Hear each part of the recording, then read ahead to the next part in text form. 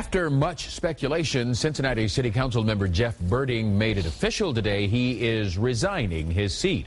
Berding said he wants to spend more time with family and put more effort into his job with the Bengals. Deborah Haas is live with Berding's decision and how discourse on City Council factored in. Deb?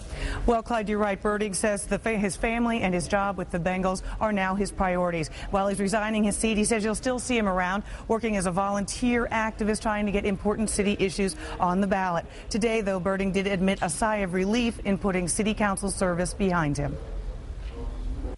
I've done all I could. I gave it all I had for 5 years. Jeff Berding considers the Banks project downtown rising from the ground his greatest contribution as a member of Cincinnati City Council.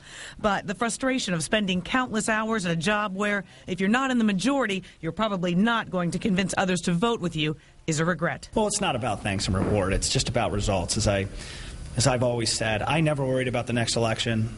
I never worry about anything other than what kind of city we're going to have for my kids and the next generation of Cincinnatians. And right now that future doesn't look so good. And I think it's because we have elected officials up here who are only concerned about the next election and who are unwilling to make the tough choices because they're afraid it might cost them their council seat. Council ally Chris Bortz believes Berding's resignation will send a message to the voters. I think Jeff has made it clear that in addition to the personal and professional pressures he has, it's disappointing to constantly hit your head against a brick wall and see no progress, not because the issues you're advancing are wrong, but because they violate someone else's personal agenda. Bortz will appoint Berding's successor. The two have a short list of candidates, and as for qualities they're looking for: seasoned, older, experienced, gotten things done in the city before. Maybe not in government, but in the private and civic sectors. I would hope that we could find someone and someone would want to do it. I mean, I will tell you, not a lot of takers, really.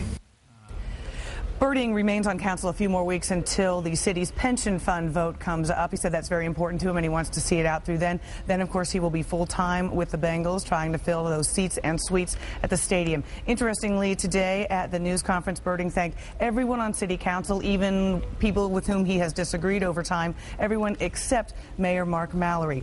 A few years ago, you remember that after differences with Mallory, the Democratic Party revoked its support for Berding. Clyde?